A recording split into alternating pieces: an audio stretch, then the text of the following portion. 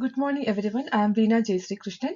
Today, on behalf of all my co-authors, I am here to present our work on task-specific assistive device. The motivation of this work lies in the fact that neurological disorders such as stroke and spinal cord injuries often causes hemiplegia and tetraplegia involving upper extremities. This causes survivors' inability to independently perform activities of daily living. Research shows that assistive technology devices such as robotic manipulators, passive or active orthoses help to reduce the limitations of patients suffering from these impairments. Some of the commercially available task-specific assistive devices are MySpoon, AssiBot, HandyOne, etc.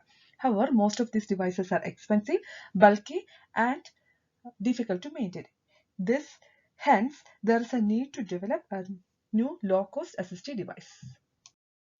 Here we introduce our task-specific assistive device TAD.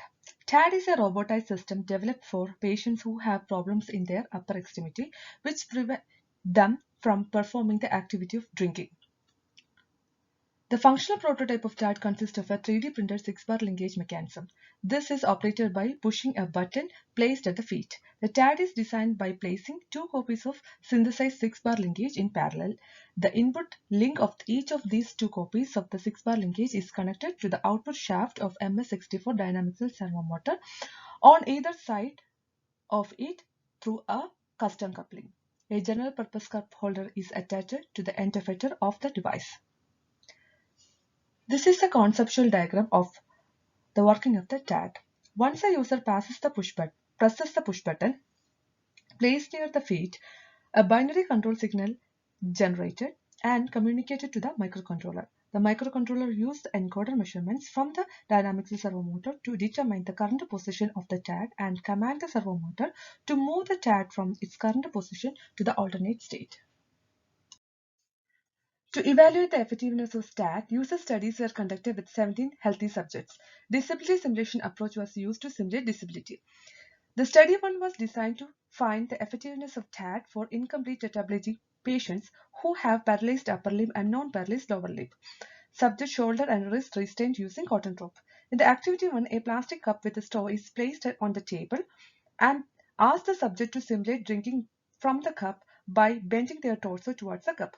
3 April tag. Two of them are attached to the chair and third one is placed at subject shoulder. A camera is calibrated, placed to obtain the side view of the subject, and April tag allow the computer vision algorithm to track the bending angle accurately. In activity 2, the TAD was given to subject as a drinking aid. Once the subject pressed the push button placed near the feet, the TAD moved towards them. Hence, they can simulate activity of drinking by bending the torso towards the cup. The bending angle torso was tracked. In study 2, hemiplegia is simulated to the subject using a cotton rope. Subjects were asked to engage their dominant hand in simulating eating action and simultaneously use TAD as a drinking aid. The bending angle of torso was also tracked. After completing these activities, subjects responded to System Usability Scale, NASA TLS, and User Experience questionnaires. Here is the results. Bending angle is more when the subject simulate drinking without using TAD for both the incomplete tetraplegia and hemiplegia conditions. The average percentage reduction of torso bending angle for incomplete tetraplegia is 40.32% and hemiplegia is 37.14%. The t-test result shows that there is a statistically significant difference between torso bending angle with and without using TAD for both the simulated condition. The SAU score is 84.7, which shows that the user agrees that the device is good to use.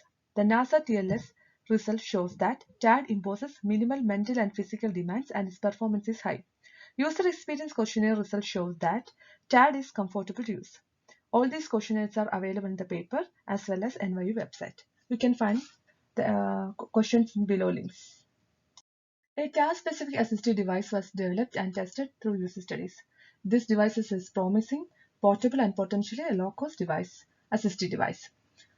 The user experience test shows that it is very comfortable to use. However, more user studies needs to be conducted with disabled individuals. Also, more intuitive control methods to control the device needs to be developed. I acknowledge our funding agencies and thanks for listening.